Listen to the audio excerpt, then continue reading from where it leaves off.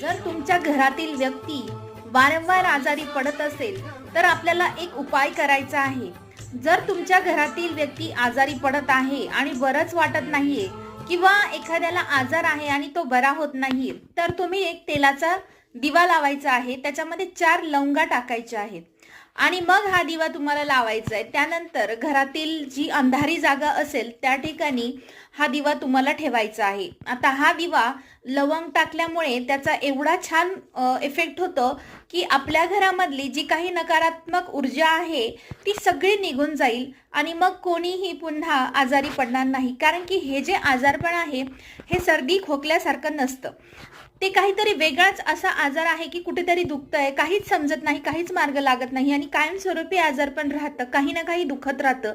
अशा पद्धतीचं आजारपण निघून जाण्यास मदत होते. आज तर हा उपाय तुम्ही नक्कीच करून बघा. श्री स्वामी